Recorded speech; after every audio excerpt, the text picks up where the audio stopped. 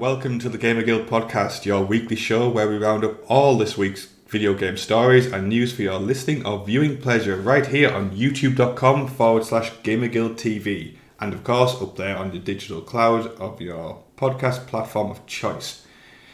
Joining me this week, we got Chris out enjoying the joys of Lord of the Rings live orchestra, so he's not going to be with us this week, but we do have, as usual, the man of many pixels, Richie. Hello, everyone.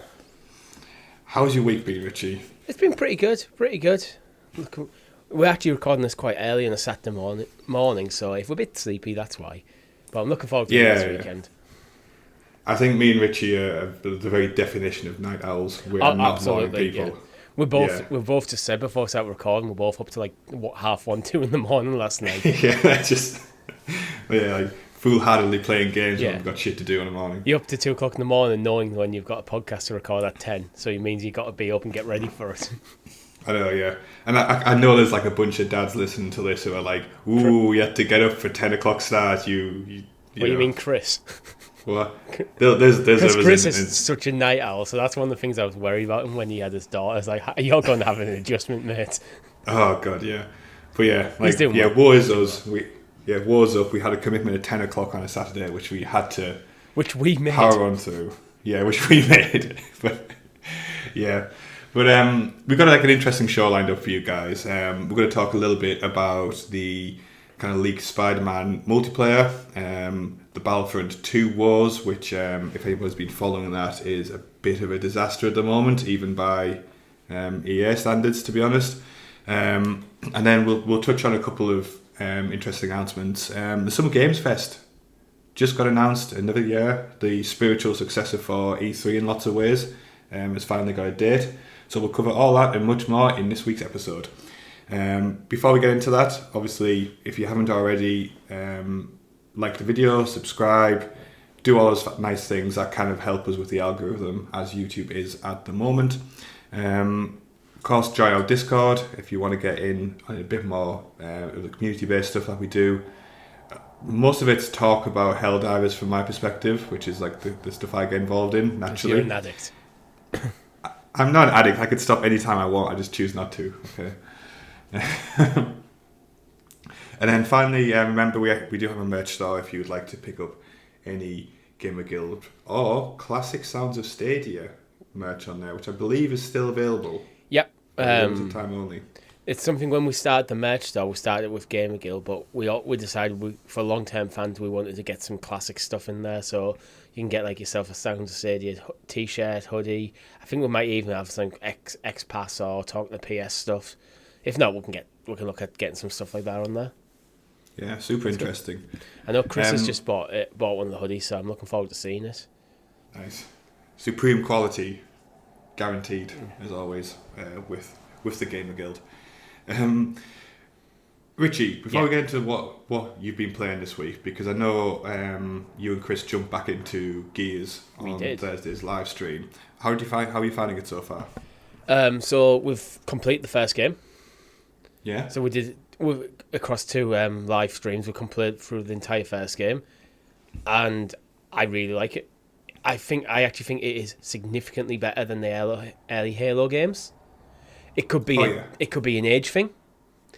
I think there's definitely a lot more modern sensibilities in Gears, where sometimes Halo, as much as them games are great and classics, there's a lot of reused areas. So sometimes me and Chris found when we're going through certain areas of the game, both Halo 1 and 2, you're going through the same corridor, into the same open room, through the same corridor, into the same open room, about half a dozen times before you moved on.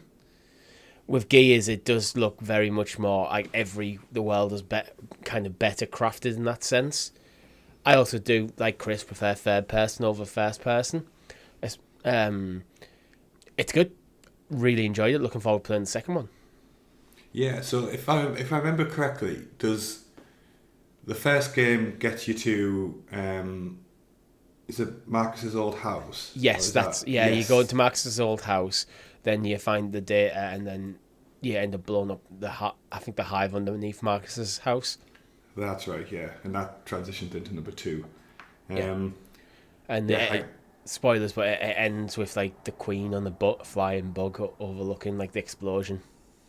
Yeah, that's right. I was watching it on Thursday actually. It's such like a nice nostalgia trip for me because I haven't played the first game I haven't played any of the original trilogy for a hell of a long time. But I remember Gears of War 1 was the first game that I consciously tried to like kind of complete on like the hardest top tier difficulties, and I remember like there's like a sequence where you're in the hive before you get to the final the boss. I can't remember the like I can't remember the mechanics of the boss. I just remember he was a pin. Because doesn't the boss have like a handheld like turret basically? That's his weapon or something. Yeah, the final boss kind of has like a cloak of like the kind of weird bat things, and then a handheld turret. But we actually found that fight really easy. Yeah, surprisingly easy. It's like, oh, that's it. A bit anticlimactic. Yeah, I remember like on like the hardest difficulty level, like the walk up to him was such a pain in the ass because if you take one of those arrows, yeah, like and if you take one of the arrows, like you're just dead, and it's like an instant kill. Yeah, so, we pretty much got right up to him quite quickly. So we were playing a normal difficulty for reference. Mm-hmm. Another pretty cool boss fight I thought was it's when you're still in like the kind of mine and you've got that massive blow up thing. That was a cool fight. Although the game sometimes doesn't telegraph what you need to do, how to defeat it. So we were just like filling it full of like ammo. I was like, why isn't it going down? Yeah. And you had to shoot some things on the floor to make the platform drop. Yeah. But the things they didn't like stand out like against like the terrain too much. So it's just like, okay, what do we actually have to do here? Yeah, I mean, like I remember Gears bringing the original game brought like a lot of interesting mechanics around new bosses because it might just be my memory, but it's the first time I remember having to like use a specific weapon to kill the berserkers, and like you had to kind of like lure them to areas where you can like, drop the hammer of dawn and stuff. The ones that bash through walls.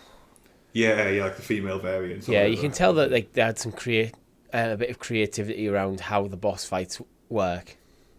Yeah, definitely. And so, the hammer of dawn, where this is basically GoldenEye lasers them from the sky. It's such a badass weapon, that though, especially when like it starts melting the berserkers as well. It's like the way enemies die in that game is so visceral. Like I know, like The Last of Us gets like a lot of credit for like how it depicts those types of scenes, but Gears of War did it really well too. Like it did, especially for the age of it. We were playing the Ultimate Edition, so it's going to be interesting going on to Gears 2 because I don't think they've remastered Gears 2 and 3. Okay. Interesting. So we'll probably be playing the original. Let us know in the comments if I'm completely talking out my ass there, but I'm sure the Ultimate Edition is just the remaster of 1, and then Gears 2 and 3 just as they were. Okay. I think you really like Gears 2. It essentially does the Assassin's Creed 2 thing where like it layers in a bunch of different weapons and fight styles, but just keeps the same. Does it lean in harder to the cover mechanics for combat? It doesn't necessarily lean in harder to them. Like obviously, it iterates on them. Because with Gears 1, what I found is that was kind of the game that introduced the kind of cover mechanics, like largely popularised them, or if not created them outright. But what I found, there was a lot of like fights where hiding in cover just didn't make sense. Yeah, agreed. Yeah, it definitely iterates on that. More importantly as well, it just gives you a bit more variety on weapons because obviously Gears was a concept game to begin with, right? But the weapon choices were relatively limited. Yeah, basically 2 assault rifles, 2 variants of pistol, like standard pistol and magnum, a shotgun, sniper rifle, a rocket launcher. It's a very standard affair. Yeah, but the number 2 gives you some nice variety in there, really satisfying ones as well. So. I'm sure you'll enjoy that as you go into it. Anything else you've been playing this week? Just Final Fantasy VII Rebirth. And how many hours? I mean, it's kind of in the news with its sales and stuff. I don't know why the games are selling well. It's amazing. Like the stories. I'm just sat there scratching my head. What the hell's going on? As someone who knows the original game, It's like, that's not right. What the hell's going on here? It's like, slight spoilers, but I've just got to a point where I've switched over to playing as Zack, which I wasn't at a point when I wasn't expecting to. Okay. And he's in like a hut with Aerith and Cloud, who are passed out on the bed, and Elmira comes in and recognises Cloud when talking to Zack. It's like, but you meet Elmira for the first time as Cloud in Remake. Okay. So it's like, what the hell's going on here? Yeah, because Zack should be dead at this point in the. If it is like after Cloud's met Elmira, Zack should be dead. Alright, so there's enough there for like. I have no idea what's going on. Well, there's enough there for like I guess established fans anyway, right? Yeah. So that's a good thing. I hope that wasn't too spoilery there, because I have no idea what's going on. So. Yeah. How are you finding? Because obviously you played Final Fantasy. For me, has always been a game that's like I've played solo. It's just like that's how I've always leaned into those games. How are you finding playing like, I guess, with an audience as like a pair compared to the first game? Are you kind of both taking turns, or are you like is one person piloting and then it was? Oh, when I'm playing with my girlfriend. Yeah. Well, she's a massive Final Fantasy nerd herself, so I'm largely playing, but we're just like kind of talking as we go. So it's like probably imagine how you and your girlfriend are playing The Witcher, to be honest. Yeah. I only asked that because I was curious on like if the dynamic's the same across, but like I think I'm definitely like lead pilot, and then you're the pilot, but she's giving you the instructions. Well, as with me and my girlfriend, it's more we're both just I'm largely playing and she's watching, but we're talking about what the hell's going on as we go. Yeah. She's been playing Crisis Core as well, and I need to play that game apparently. I never played that game. Me either, but yeah, when I've been talking to her, I was like, I really need to. Sounds like I really need to play this game for like just the narrative explanations. Yeah, because they expanded lots of stuff, didn't it? I think the only like kind of side game, it's not fair to call it a side game, but I played the Vincent side. What the hell was it called now? I don't. It was like the third person shooter with Vincent. That was kind of interesting. Yeah, I never played any of the side games from the original like Final Fantasy VII era. Yeah. So it's like it sounds like Crisis Core does link into the story properly. Yeah. I think so maybe I should have played that before Rebirth, but I didn't. So never mind. I'm sure you'll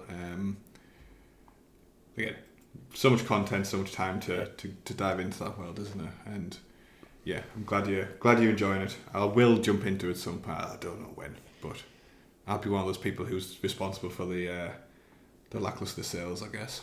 Yeah, me too. But yeah, shall we get into the news? I think we should, yeah. Should we get into the news? Okay.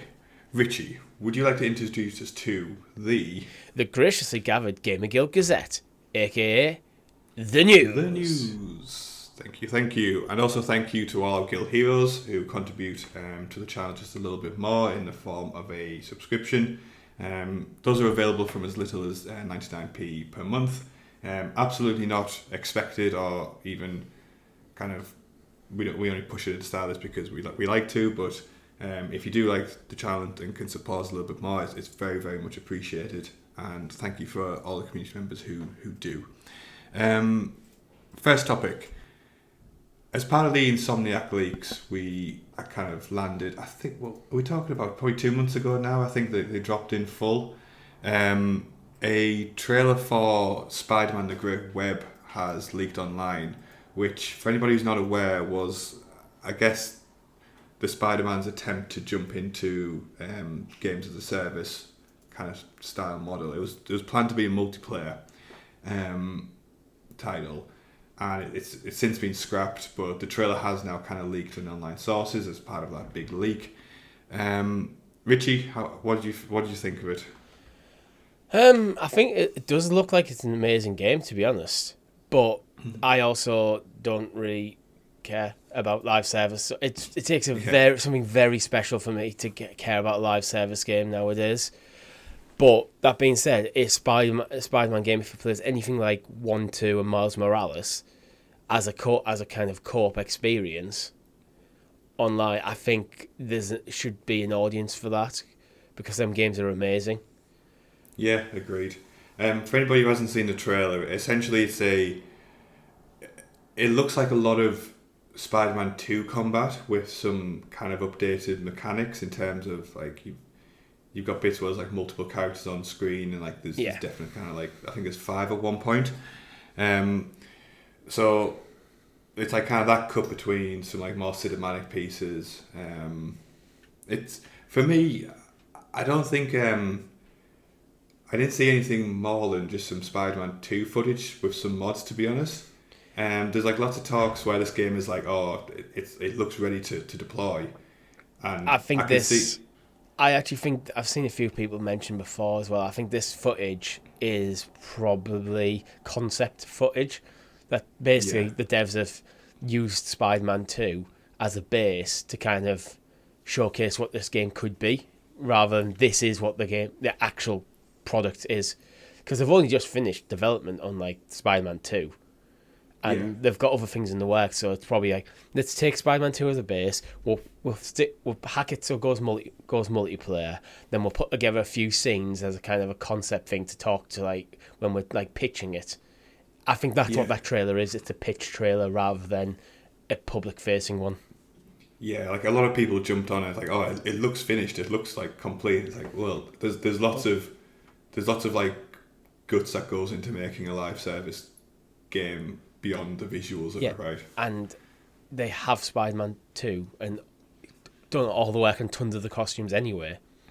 Yeah. So a lot of the assets to make a trailer like that already exist. Yeah, including Venom as well, who you see in a few of the shots as well. I guess no spoilers. Spoilers for Spider-Man 2 is like... Venom's on the box art. He's in the box art. Yeah, he's playable. It's like, it is what it is. So yeah, like...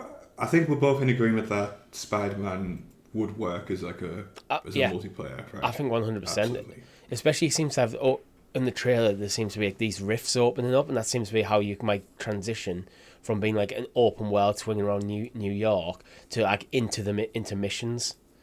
Yeah, and like the Spider-Verse kind of movies essentially tee up the reason there's multiple Spider-Man, right? Like that could be like a one-liner. You don't have to like.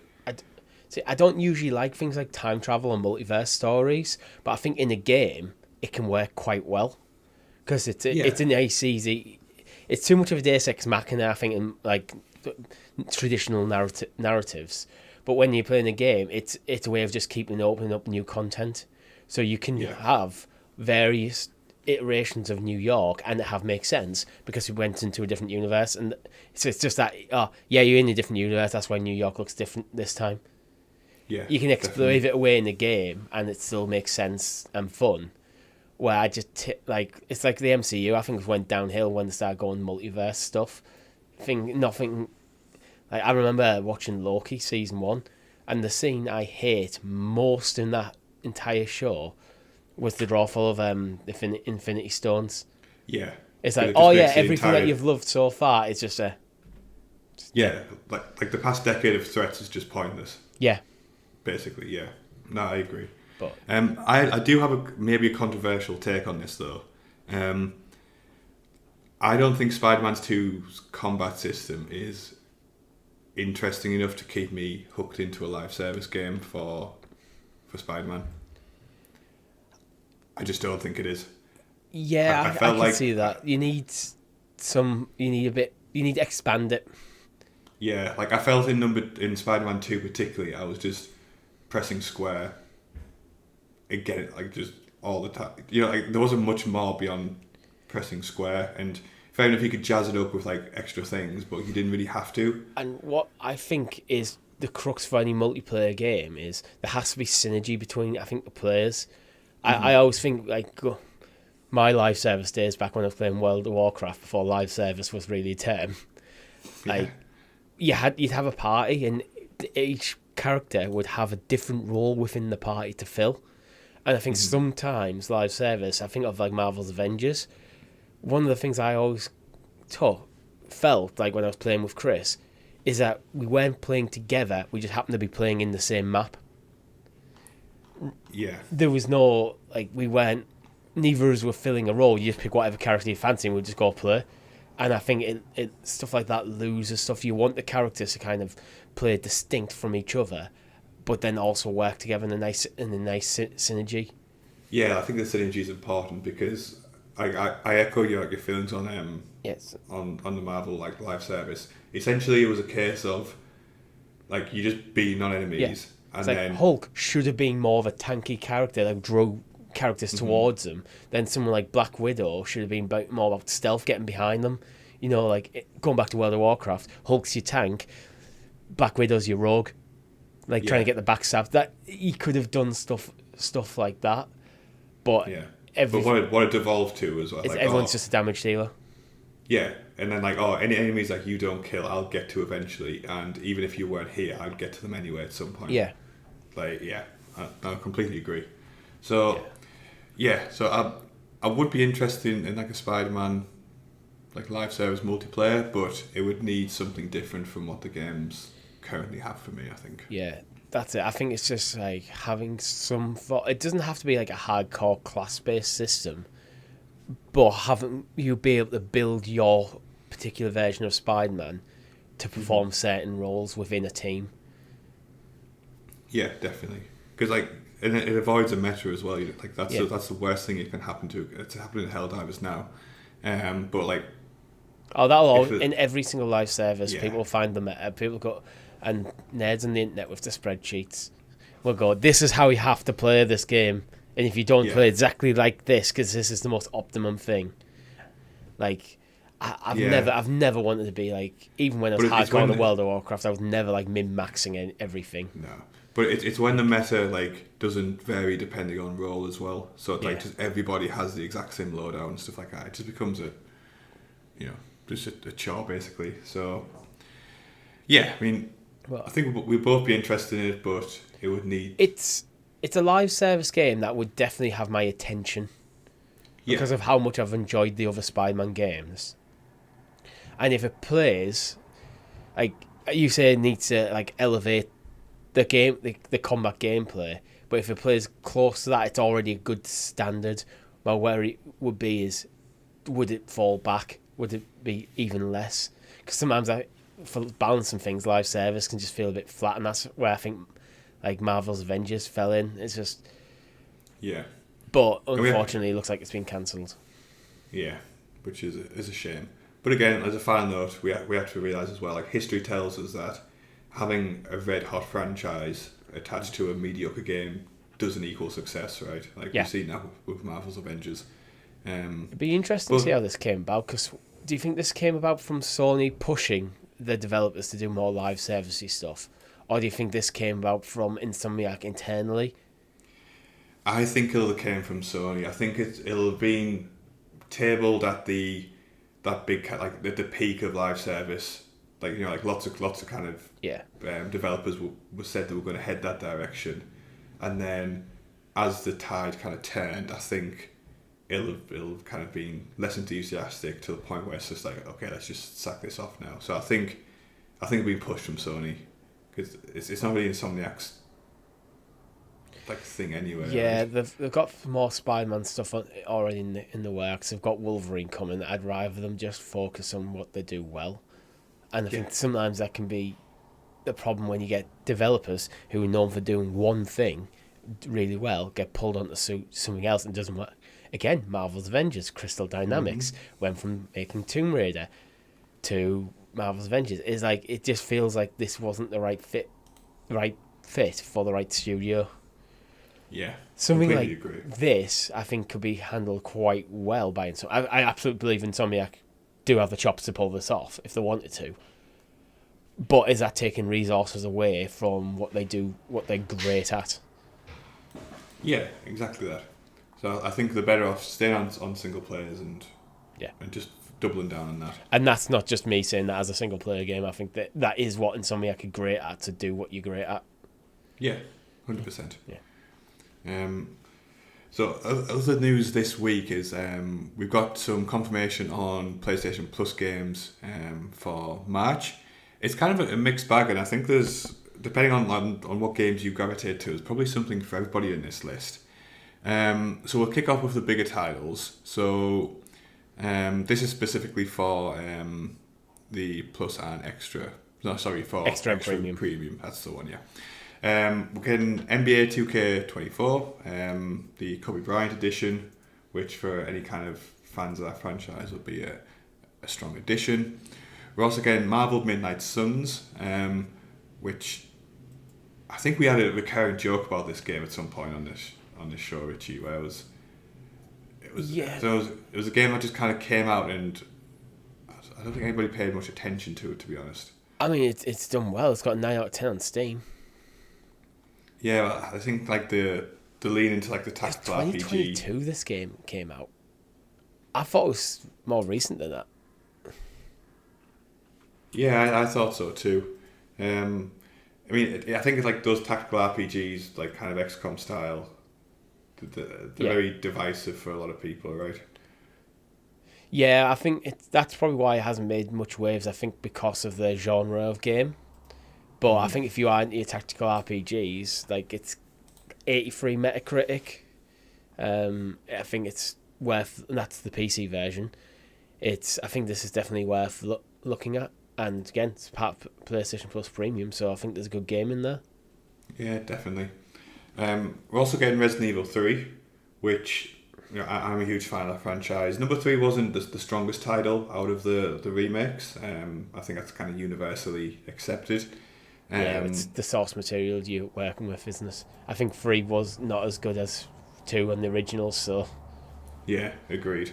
But if anybody wants to jump into that, a big criticism of this game when it came out was the length of it compared to the purchase price, which kind of is a moot point if you already subscribe to the service. So if you've held off in the past, and again, I think they were struck because I think the original plan for Capcom was to do Resident Evil 2 and 3 as a single kind of release, but then they expanded both games and spun them off into separate titles.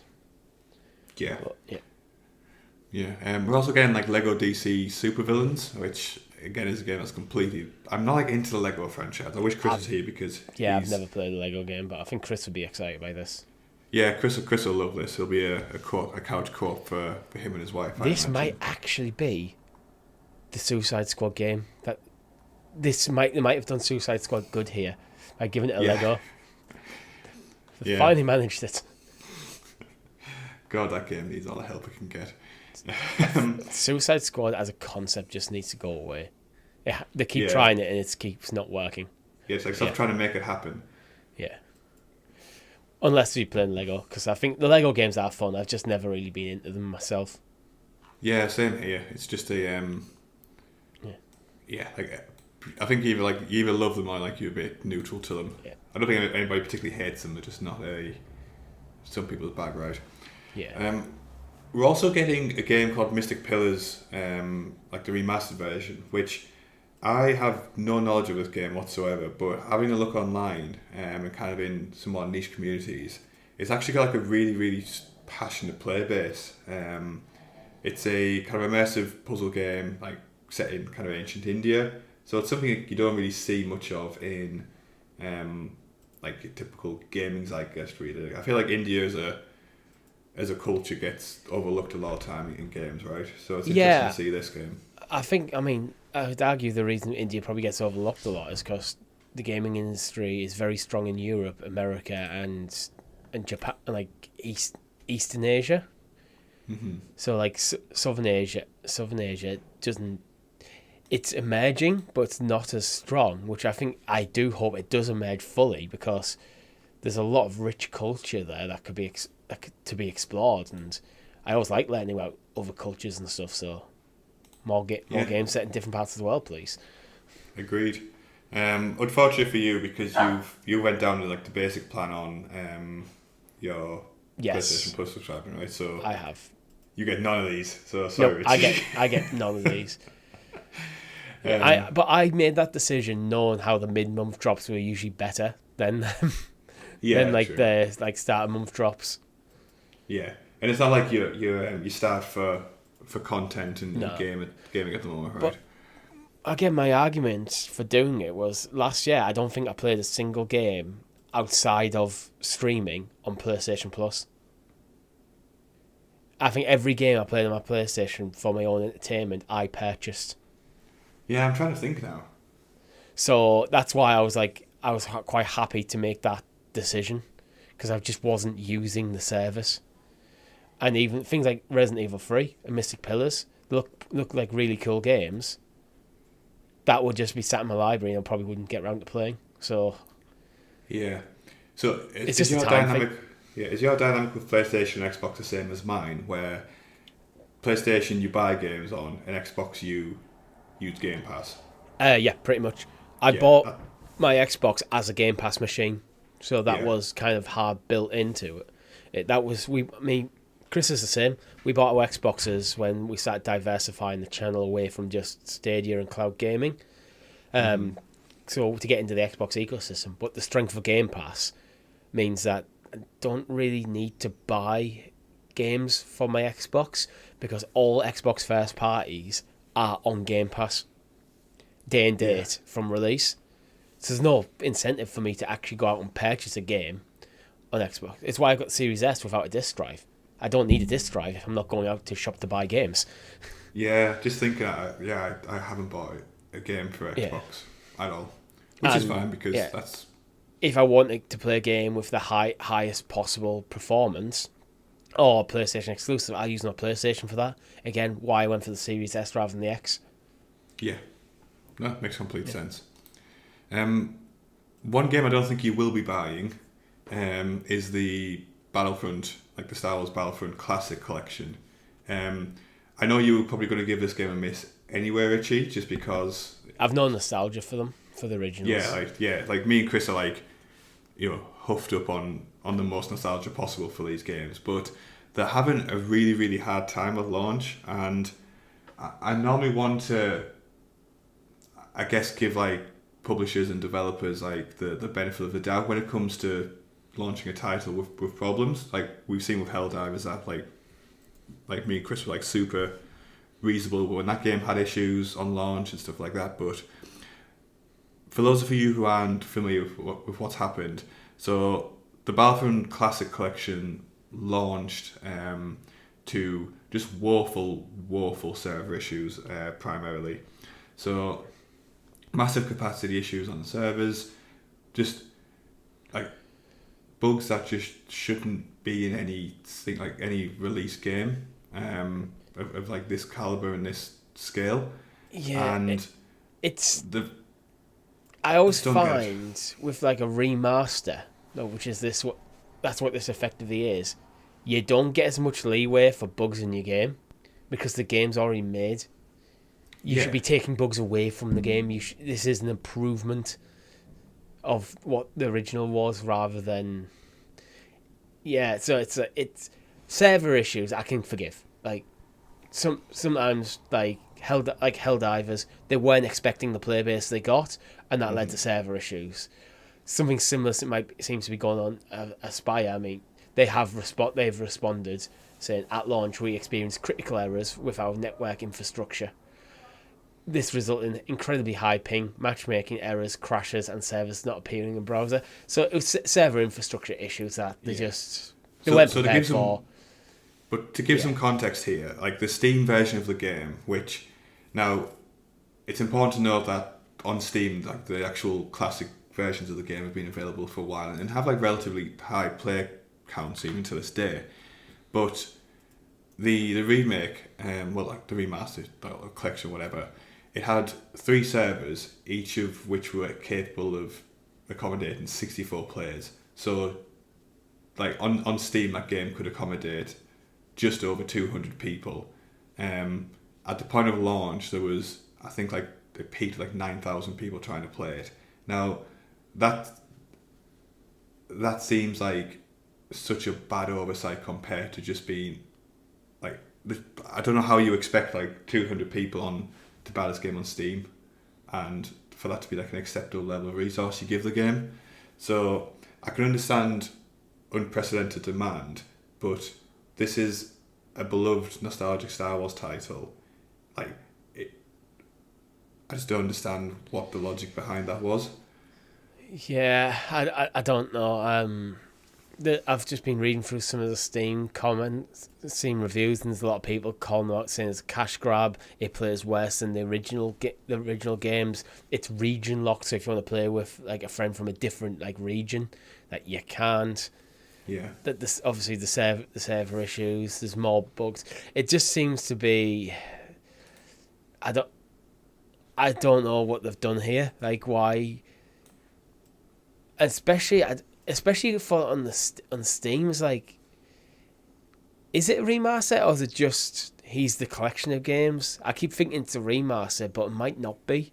They've upscaled like resolutions and they've like updated some textures. Nothing significant. Well, it's significant from like a file size perspective, probably, but not from a. It's significant, I think, in the console space, in that it brings these games onto modern hardware. Yeah. But from the PC space, it seems to be like, well, this is the worst experience than what we can already experience. Yeah. Which it's a bad position to be in, really. Yeah, and also another like I don't want to like lay into these guys too heavily, but it just seems like such a fumbled launch, like even compared to like the history of fumbled launches like that have happened in the past 2 years for games. So. Another thing as well, you have to remember these are 2 PlayStation 2 titles, and somehow the game is now a 70 gigabyte download. Like, really? What? Like even like obviously there's a degree of like updated, like textures and like video sizes and stuff like that. So it's stupid to not expect like a big increase, but. 70 gigabytes. Like even the Switch version is 32 gigabytes. If they've like up-resed a lot of like cutscenes and stuff from probably something like 720p all the way up to maybe 4K, that could easily eat that, to be honest. But 70 gigabytes, man, come on. Yeah. Like, also bear in mind there's cutscenes missing, which were in the originals, which just aren't present in this game either. Why? Like, I don't know. Like, the only answer is cash grab. And I don't get it. Yeah, I don't get it at all, to be honest. Because with a classic collection of games, what you want to do is bring the games that the beloved games to people again. Basically, and present it as it was. Unless you're doing like, if you're doing a remaster, fine, you can do some remastering stuff. I personally like the way Halo did the remaster on the Master Chief Collection. When you know what, we're going to up-res all the textures, we're going to replace a lot of textures in the game. We're going to give you a button so you can switch back to the original, if you prefer it. It's such a have your cake and eat it way of approaching this, where it seems like Battlefront seems to be, we're going to take your cake, no cake for you. Yeah. What is it about Battlefront and controversy? I don't know. Like, it's doomed. Yeah, I think they just need to like rename it something else, and then maybe like that breaks the curse or something. I mean, Aspire, the devs of this, are part of the Embracer group, and actually part of Saber, who are also in the news this week. So maybe this being a cash grab because Embracer are basically crumbling doesn't surprise me. Yeah, there's probably context around that, but for me, as someone who like really wanted to get back into like especially Battlefront 2 because it is so like I've got so much nostalgia around it. I just can't do it now, and like the only way for me to react to this news is to not buy the game, which sucks because I really want to play it. Like that's the only thing I can do, really. Yeah, I hope they get the shit together and get it sorted, but I'm not sure what they seem to be so far off it. Like, if it was just the server issues alone, you can go, you know what, give you a few weeks and you'll probably be sorted. There seems to be more problems. Yeah, 100%. And Chris isn't obviously on this episode, but talking to him, he's like obviously straight back to Helldivers, and he's just going to imagine himself like dropping into Geonosis as a clone trooper as opposed to the Helldivers skin. So that's the closest we can get to a satisfying Battlefront experience, really, just pretending on Helldivers. I'll just go play the Battlefront 2 from the PS4 era, which, while it had its controversies, does play like an incredible game. Mm-hmm. And I have a lot of time for that game. The online stuff, I'd hated the star cards. Any game that has mechanics where you can actually just be... Your character can just be improved so that... I remember once I was playing with Chris and we were playing Heroes versus Villains, and we literally lost because we could not do enough damage to the opposition because they had maxed out characters and we didn't. Yeah. Stuff like that's what I mean. Stuff like that breaks the game, and it means it makes it not fun for new players. But other than that stuff, everyone should play the campaign of Battlefront 2. There you go. There's Richard's recommendation. Apart from the middle, there's some missions in the middle. This is Battlefront 2. It's love-hate. Like, there's some mission. It's like the stuff with the original character's name I can't remember was really cool. Mm-hmm. But then halfway, like in like kind of the second act of the campaign, it just switched to a hero of the day kind of thing, where every mission he changed out to a different hero. I was like, and it did really advance the story. And then it went back to her, and like, oh, this is really cool again. Again, it's such like a love-hate like relationship with that franchise. Something to miss. It sucks, but it is what it is, right? I think. Do you think like there's a point now where gamers are just getting like accustomed to just games being just fumbled on release in like the hardest way possible? Like games as a service stuff, live service stuff has always had issues with servers. Like usually on release, especially, but intermittently. That's part of just. I think you just go in knowing that can be the case, but they usually sort them out. It's the issues outside. That's why I'm completely willing to give the server issues a pass. Like, you know what, you got some server issues. This happens to everyone. You'll get it sorted. Mm-hmm. It's the other issues that are problematic. I think like I don't know if like gaming as a whole just has like an issue with like quality control at the moment, or like have all like the publishers just like fired their like kind of testers or something. Like there's something like not working in this kind of ecosystem of launching a game. I'm not really sure why or what it is. The PC space has always had problems because I think just the sheer iteration of hardware makes it almost impossible to like bug fix. On console, you have a pretty much more closed ecosystem, so you should be better to do it, but games are so big nowadays compared to where they used to be. Bear in mind, Chris and I played through all of Gears 1 in about 6 hours. Yeah. That was a AAA game, first party tentpole title. If you release a 6 hour game now as a tentpole first party title, you get slammed. Oh, you get raked over the coals. So the expectation from us as gamers is different. We expect our games to be much bigger and to a higher level, higher polish. I think there's just more moving parts in them, which makes it harder to QC. Yeah, I think that's a fair comment. Yeah. But something needs to change. I don't know what. It does feel like the industry is kind of creaking a bit. Like, all the publishers are getting very nervous with the money, seemingly, again. Like, yeah, by the looks of it. And no one more so than that, than the Embracer Group, who, it's no secret they're going through a lot of issues at the moment. Probably expanded too quickly. They're kind of built on debt, which is not sustainable at the moment, and they're essentially just going into a fire sale of assets. Amongst that is Saber, who are now being like officially sold by the Embracer Group as part of this. Just it's not fair to call it a leaning out, because a leaning out applies. It's good for the health of the company long term. These guys are just slashing wherever they can at the moment. I think they've got rid of like 8% of their workforce, like over 1,000 people, and like this selling of Saber Interactive, I think it was about $250 million they sold for, is just like the next run in this like story, I guess. Embrace is a weird one because back when they were just THQ Nordic, they seemed to just be constantly buying studios and IP left, right, and centre. But they were never really releasing anything. And when they started releasing stuff, it's never quite lived up. There's been very few hits and a lot of misses. So I think it's a classic case of they've had this vision of being like a super publisher.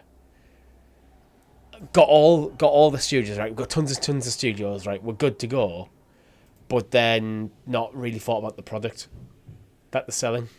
Rather than like going the other way and go, right, this is the product we're going to sell. This is how we're going to do it.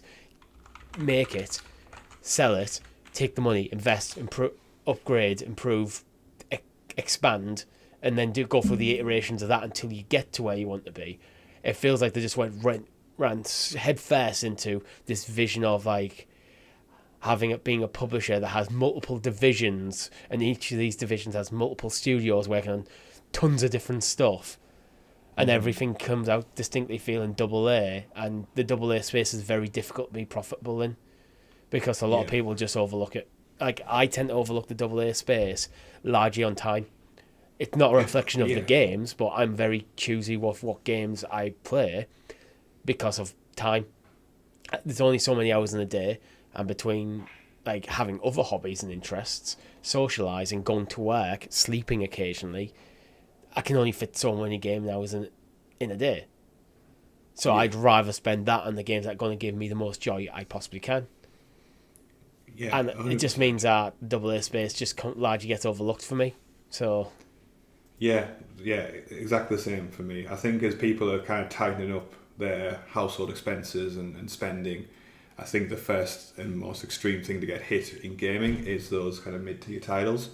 So Saber Interactive, I can't remember how many like kind of branded studios within their little umbrella, but there's a ton of them. There's like New World Interactive, there's 3D Realms, there's Aspire, Tripwire, Beamdog, Tuxedo Labs, Demi-Edge, Shiver, Snapshot Games, and 34 Big Things are all being retained by Embracer when Saber goes. So they're not selling every studio, they're selling Saber plus some studios. Some of them are staying. Yeah, it continues to be a mess as well because all those most of those like subsidiaries have also had layoffs, so the teams are leaner, a bit less capable. What I hate about what's going through the industry at the moment is we're casually talking week after week about thousands of people losing their jobs left, right, and centre. But the numbers are staggering when you start adding them up. Like, Embrace has laid off a workforce of a total of 1,387 employees. That's 1,387 people who now are unemployed, need to find alternative work in an industry that is constantly... It's not just gaming industry, tech industry is doing it as well. So even tangential industries. So these people have got these skill sets which are no longer... And now in an incredibly crowded workplace... And you get a bit of supply and demand issues when you've got a lot of unemployed developers. Studios are going to offer lower wages. Yeah, it's happening in my field as well. Which is like digital adjacent. So even the guys who do land on their feet might have worse terms than they had previously because corporations can pull off doing that. And you have to remember as well, like for every person they fire, it potentially impacts like 3 to 5 other people, like of the family, like the kids, the partner and stuff like that. So a lot of these people, the gaming industry is a global industry. They may have to move towns, cities, or even countries to find alternative work, which means uprooting the kids. It's taking the kids out of school. It's the wife or husband finding another job. It's being away from their family and their friends that they had. There's a real human impact in these sort of moves, and that's why I get really quite annoyed, because if it's just a business being bad at doing a business and failing, tough luck, shareholders, you've lost your money. But it's the human impact that gets me annoyed. Like, you have a responsibility to your staff to be better. Yeah, agreed. And the fact that they had this big grand vision for this hyper publisher developer like kind of entity, which looking like obviously hindsight's amazing, but to build amount of debt like that on amount of debt just seems stupid and reckless. Yeah, shit happens in the world, and the shit that's happened is when this debt has become unmanageable. But you should kind of understand that shit can happen, and don't build your castle on a mountain of debt in a swamp. Yeah, right. Like, yeah. You're right. It is super important to remember the human element for all this.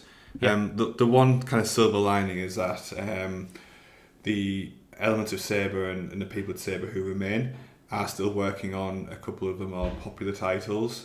They've given confirmation that the Warhammer 40,000 Space Marine 2, Jurassic Park Survival, and the 80s inspired Toxic Commando, which is based on like a John Carpenter aesthetic, is still in development.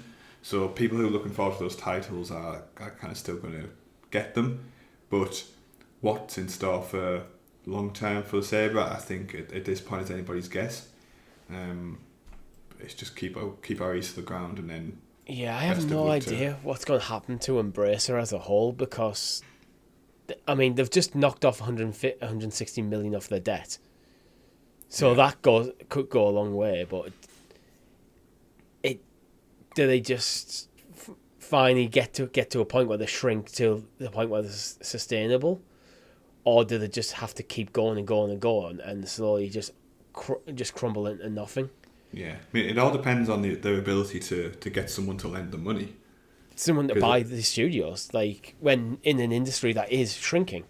Yeah. It is condensing. Like even like the Sony are talking about it. Yeah, I don't think there's a single business in this industry which hasn't made some degree of layoffs, even if like the relatively low profile ones in the grand scheme of things. I don't think I've heard anything from Nintendo, but I could be misremembering. Yeah. But Nintendo, I always say Nintendo do their own thing. Nintendo is an industry into itself. It's not really part of the main gaming industry. Yeah. Nintendo do their own thing. They do it really well. They sell tons of stuff. Everyone loves them. Then the rest of the gaming industry is off to the side. And plus, Nintendo do business more in like a traditional Japanese sense as well, which is super focused on like employees for life type of thing. And Nintendo have got a handful of break glass in case of emergency games, probably. Like if Nintendo are a bit short of cash, they'll just remake the original Pokemon games again, or remake Ocarina of Time or something like that. They could just go right, break glass. There you go, lads. It's like Square. Like people used to joke that Square had Final Fantasy VII remake, and they kind of break glass in case of emergency. Yeah. If we need some money, we'll do that. Because people were asking for it for like a decade before it actually happened. Yeah, that's because they made that one trailer like 15 years before it actually became a thing, didn't they? So yeah, which was probably just a test bed for like an engine or something. Yeah, it's interesting though. We've also got news this week that the Summer Games Fest is coming back for 2024. So we mentioned at the start of the show, this is in lots of ways the spiritual successor for E3, and it's kind of like the new version of what that is, I guess. It's been announced for June 7th. There's no really additional details on top of that. Obviously, Jeff Keighley's going to play a significant role in it. Looking on past events of like for Summer Games Fest, there's been some like very, very big drops. I think Elden Ring dropped. Like that was announced at one of the previous events. Is there anything interesting like you're hoping for, expecting? Summer Games Fest is kind of an interesting one because there is the opening like live thing, but other than that, it's more of a collection of press conferences usually. Like it's not quite like E3, where E3 the entire industry turned up in one location for a week. Yeah. Summer Game Fest can be quite a sporadic thing, so I'm guessing June the 7th is going to be the opening night live thing, yeah. And I think there's been a bit of hit and miss with Keighley's presentation stuff in recent years. I think it is largely because the big publishers have realised they could actually just do their own thing, and it's a YouTube video, and they take full control of the narrative rather than having to share a stage. I mean, Nintendo started it with the Directs, basically. and then everyone else has Nintendo, since copied. Yeah, Nintendo are very notable for their absence on Summer Games Fest. Yeah. Sony largely do their own thing, and I keep thinking this is going to be a quiet year for Sony, because I think we've just talked about Spider-Man getting cancelled, as they're moving away, because they went through that transition to focus on games as a service, and now simply transitioning back. That's going to cause delays, I think, to the production pipeline for a lot of games. Yeah. So I think this is going to be a down year for PlayStation fans. Yeah. And also with things like VR, the focus on VR not going the way it want to. There's probably been some canned projects there. Yeah. But we don't really know much that's coming from Sony in the back end of the year. Xbox tend to turn up with these things. Not sure what I will be expecting from Xbox. I think actually top of my list at the moment would be a new Gears game. It feels like it's time. Yeah, I mean, the series kind of went through a lull with number 4, and then kind of number 5 got received better. So if they can kind of maintain that upward trajectory, I'd be very excited for a new Gears game. Square usually hang around at these things, but I couldn't see like a new Final Fantasy getting announced at this. I think you'd see that more at a PlayStation showcase. Yeah. Unless like Final Fantasy 17 is going to be multi-platform. But again, 16 was last year. They've got 7 Rebirth this year. I don't think they're announcing a Final Fantasy 17 yet, when they haven't even finished the DLC for 16. And they've got Rebirth in the works. There could be a intermission style DLC for Rebirth as well. So intermission was the DLC for Remake, where you played as Yuffie. Gotcha. So they could do something like that, something smaller to tag onto Rebirth as well. Okay. Maybe you might get that. Yeah. That's something that's plausible if it exists. Yeah, I mean, me personally, I've no clue what to expect from this year. I don't. I'm just rambling, really. Yeah, so if anybody does have any ideas, feel free to drop them in the comments. Power World. Spark a discussion. See a Stars multiplayer. So there's stuff like that we know of now could turn up. Yeah, true. I mean, you're a Sea Stars fan, right? Yes. Yes. So we'll actually jump onto the next story off the back of that. So it's been announced that Sea of Stars is getting a 3-player co-op launch. Yeah. What's your thoughts, Richie? Because I've never played this game before. We might have to play it together then. I love Sea of Stars. It was such like a kind of throwback. It felt very Chrono Trigger inspired. It is turn-based, but kind of action turn-based. So in the combat, you had to do by performing certain actions, but it's largely time button presses, like power up attacks and stuff. Okay. But you do work as a party of 3, so that's why I think they're going free player co-op. Mm-hmm. I don't know how much they'll change things up in battle. Maybe you just have one character each, and that's how it is. But I think in the overworld, maybe you can probably run around separate, because it does the classic thing where, a lot of RPGs where you control the lead character and all the other characters are kind of running behind in a line. Oh yeah. Maybe they just break that off so you can go in different directions. Yeah. So there's definitely mechanics there which will be complemented by a co-op experience. I think it's doable. I'm not sure how much it will add to the experience overall, unless you really want to play co-op. But I think it's a nice to have. Okay, good.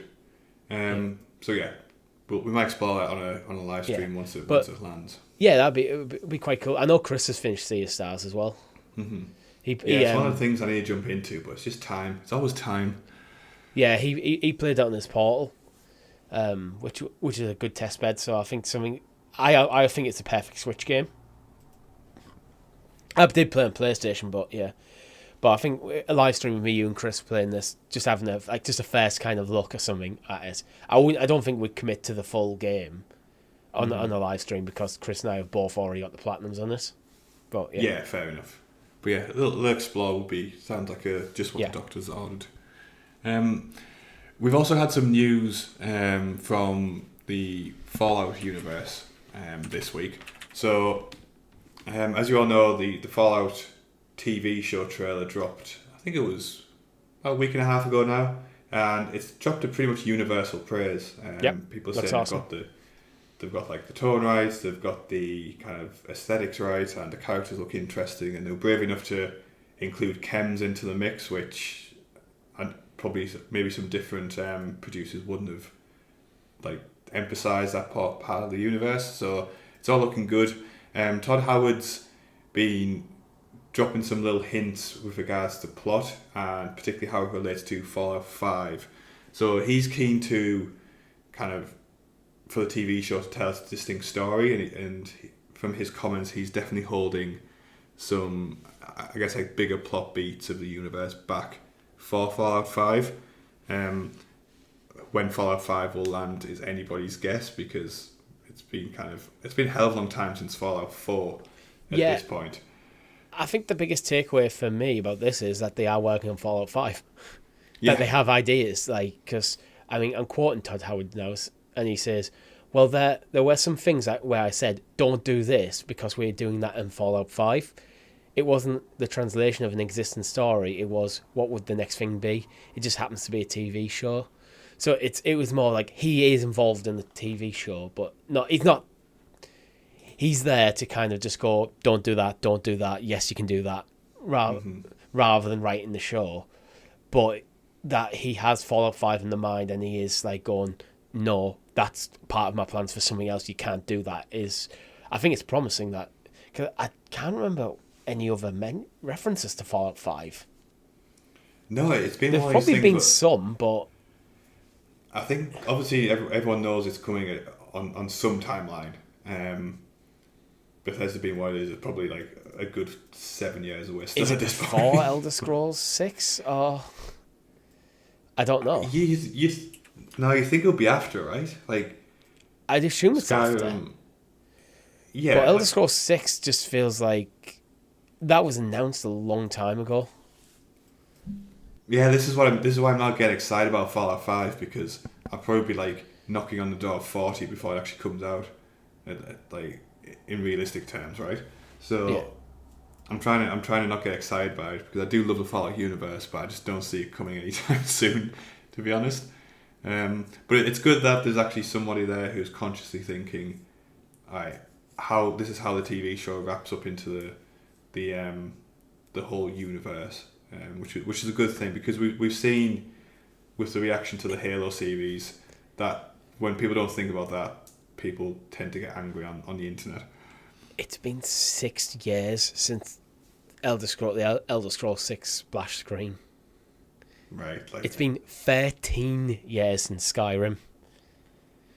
So yeah, looking on that timeline, then you can't blame people for holding I know I do remember Todd Howard saying at the time that in an interview, I can't remember who it was because it's literally 6 years ago, that the Elder Scrolls 6 couldn't be done. It couldn't achieve his vision for Elder Scrolls 6 on current hardware, which was PS4, I believe, at the time, level hardware. Mm-hmm. So we're now into the next generation, so it can't be that far off. Elder Scrolls 6 could be at Summer Games Fest. I think that is actually plausible. Yeah. Because Starfield was last year, that was the last big title, so now it feels like Elder Scrolls 6 should be the next one, and then Fallout 5 should be the one after that. Yeah, I feel like we're definitely due another title card for Elder Scrolls 6. I don't think they can do another title card. I think that if they show Elder Scrolls 6 at Summer Games Fest, then it needs to be a trailer of some description, and then probably 2026. Honestly, though, like 6 years away from the announcement, like I'd expect some element of gameplay as well, not just like a cinematic bullshit. It was. I think at the time it was just a title card to kind of go, yeah, we're working on it, guys. Don't worry. Yeah. It's going to be a long time, but don't worry. Yeah, I mean, Bethesda's track record at the moment, it's hard to get excited about. Yeah, Starfield was unfortunate. Right? I enjoyed it, but it was disappointing. Yeah, yes, I'm hoping there's a next gen Bethesda to come. Fallout TV show though. See, it's the gameplay stuff that I think lets Starfield down. The work, the universe they built is really interesting.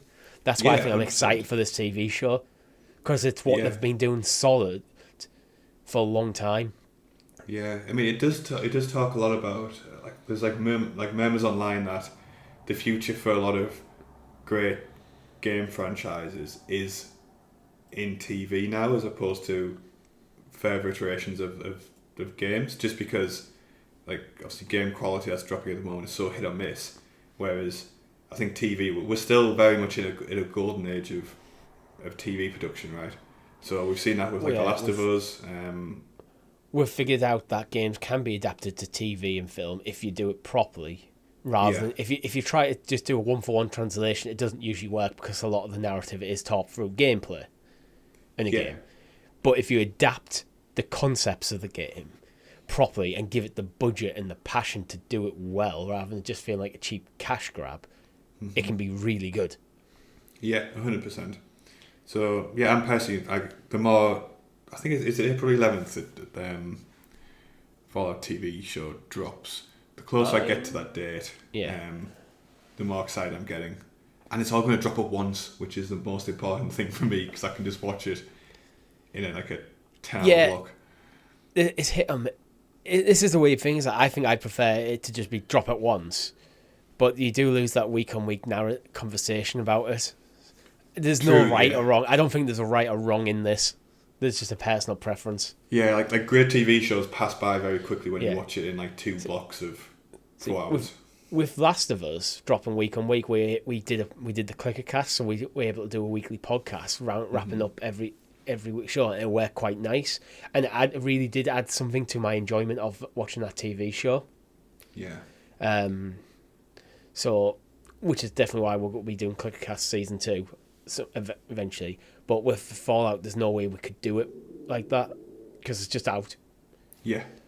Because I think I briefly talked to Chris about maybe the idea of doing a ClickerCast style podcast for Fallout, but then I think with the release schedule, it's just not viable.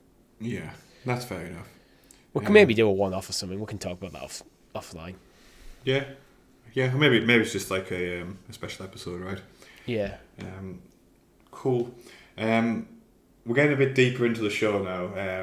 Get onto final stories, and there's no way in hell I'm going to host an episode of this podcast and not mention Helldivers 2 again. So we've got some new Helldivers news. We had a kind of patch and content drop happen this week, which has unlocked give us a new warbond and some new weapons. For anybody who hasn't used the sickle in game at the moment, use that. It's amazing. It's like this spinny up laser gun, which that's part of the meta, Rob. What? No, it's not. That's what's best about it. It really that gun really leans into the concept that humans are just space orcs, in personality and warmongering. It's just this spinny up laser gun, which just has terrible accuracy, but just sprays energy everywhere. So that's good. There's also been reports of flying bugs being added to the game, but these are largely just rumours. It's been confirmed by the CEO that bugs can't fly. Don't believe the lies, and anything that you see contrary is just bug sympathising propaganda. So yeah, there you go. No reason to question that. There's no flying bugs in the game. Moving on. Are we actually moving on? Do not mention the flying bugs, Richie, because they do not exist. Have you seen any flying bugs in Helldivers, Rob? No. No, okay. Good answer. That is the correct answer. Yeah. I've not seen flying bugs, and if I had seen flying bugs, I would not have shit myself. I would have not shit myself at the moment I saw them, because they weren't announced on release. And you don't want to get court-martialed for treachery.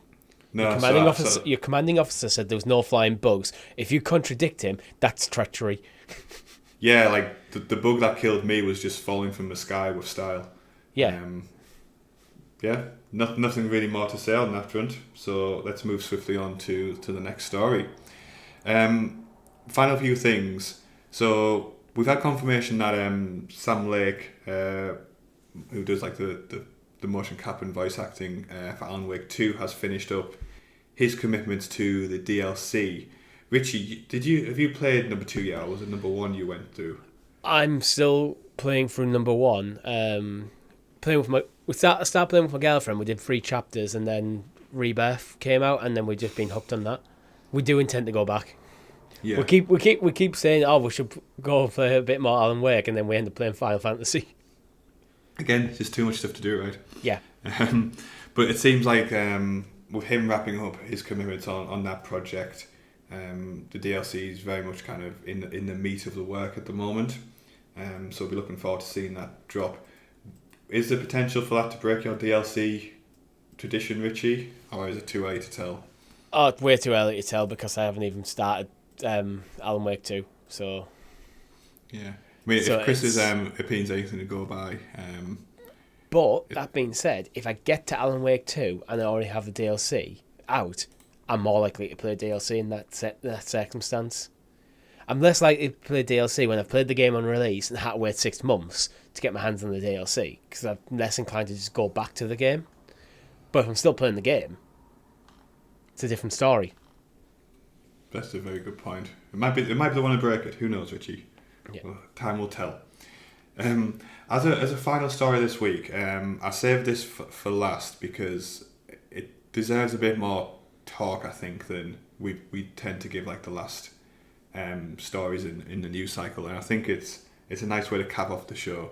So we touched on it right at the beginning, like earlier in the episode, but Final Fantasy VII Rebirth sales have seen like a remarkable drop off at retail, down 91% in its. Let me just double check the details here.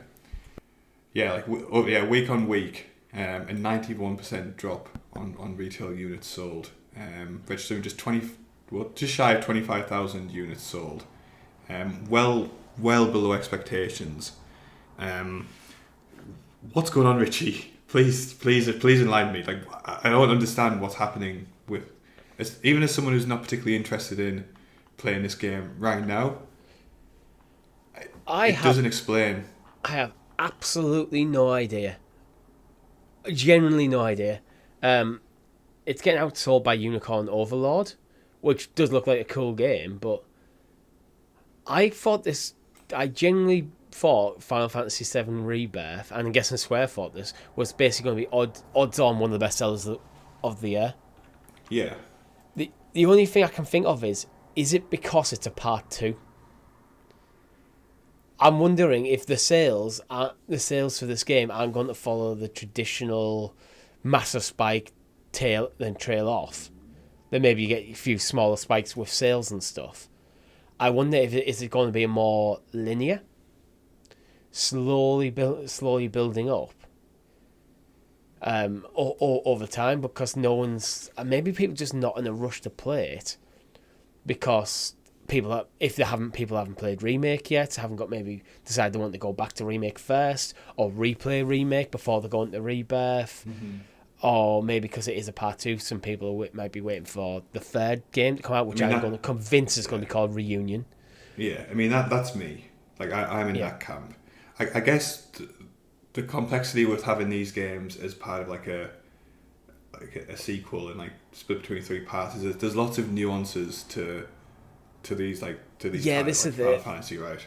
And I think with Remake being a PlayStation Plus game, that could be a big part of it as well. People are looking at this and going, I don't need to play this now.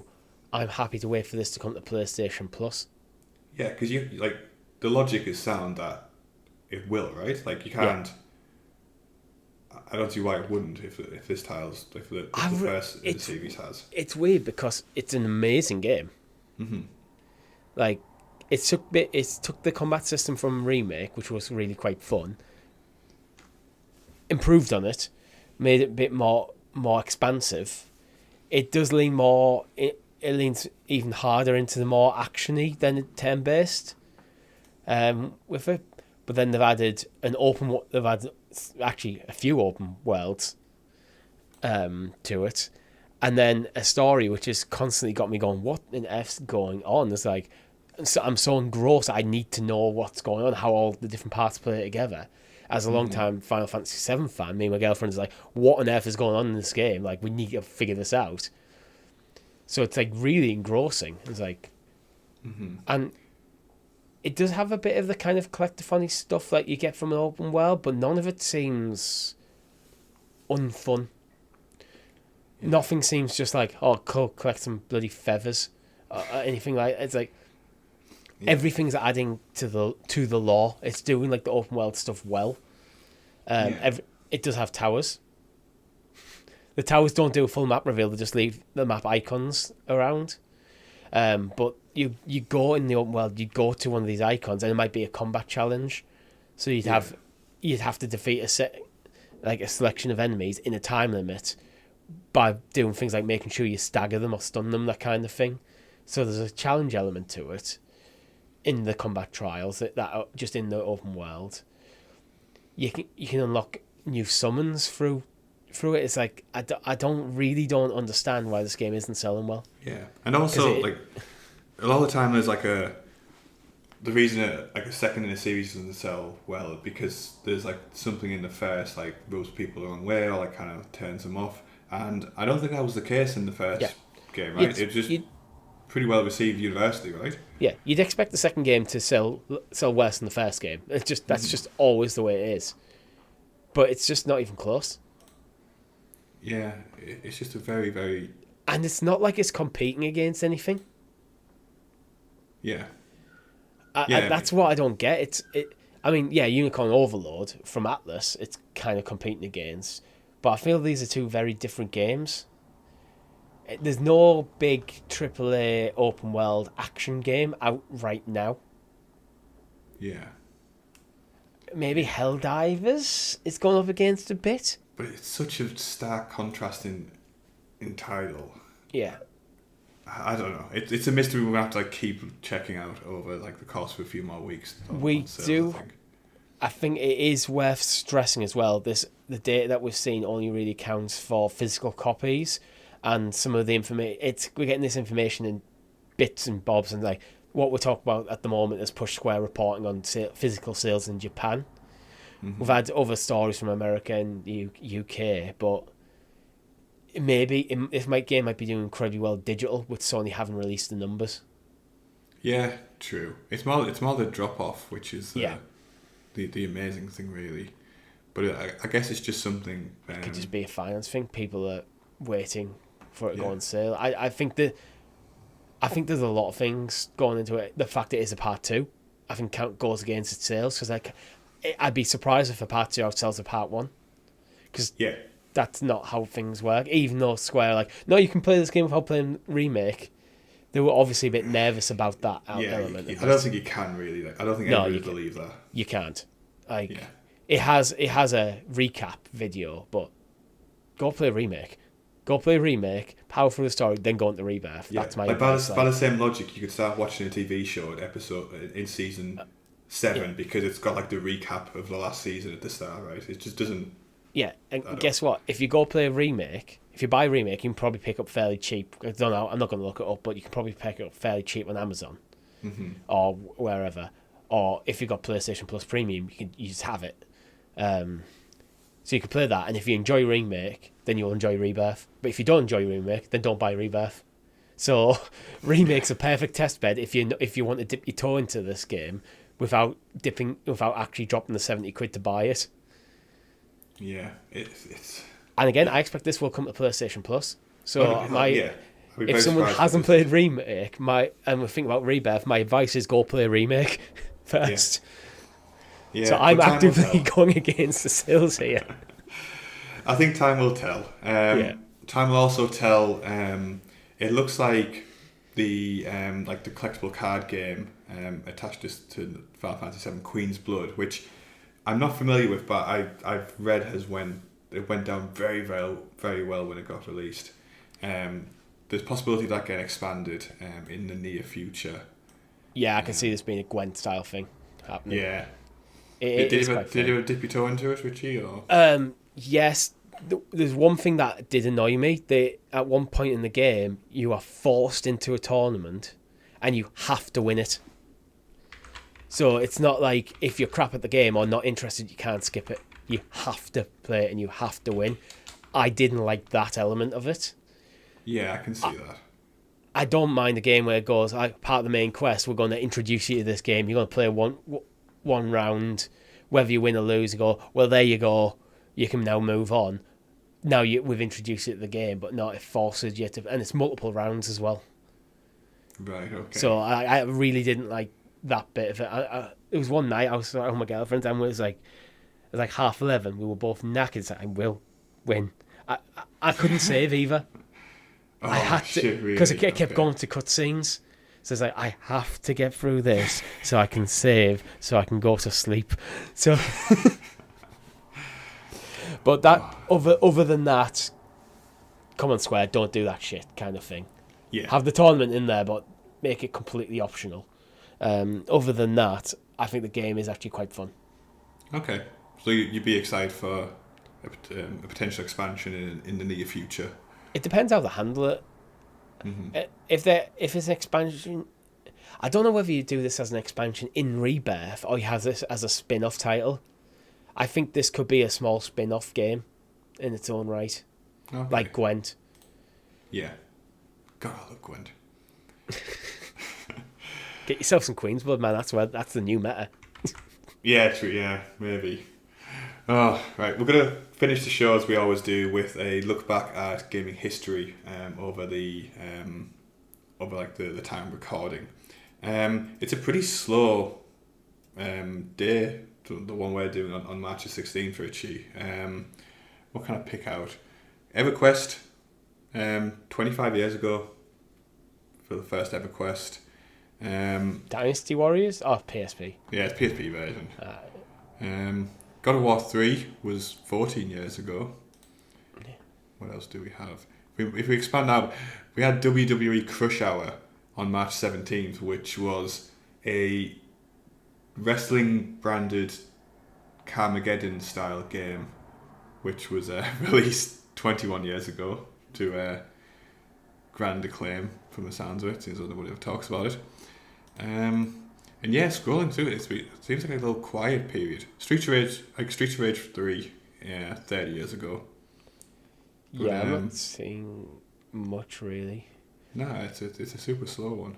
March the 18th, Final Fantasy X and X-2 HD Remaster was 10 years ago. Metal Gear Solid 5 Ground Zero was also 10 years ago, which is insane. God, I miss what Metal Gear Solid used to be. Metal Gear Solid Essential Collection PS2, 16 years ago. Final Fantasy X, there's rumours that might be getting remade. I think 10's my second here we go, favourite. March 19th, Super Metroid. Oh, okay, that's the one to end on. Yeah. Yeah. Okay, that's the Super one. Metroid 30 years ago. 1994.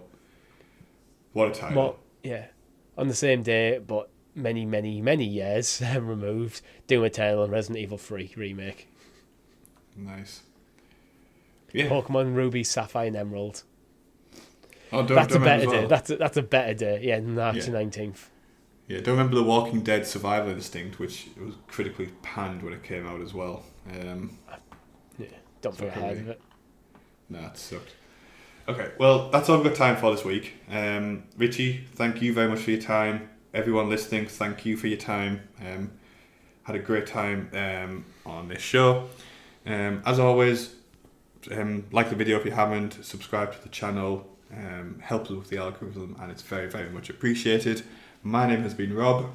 I've been Richie. Thank you for listening. GG, everybody.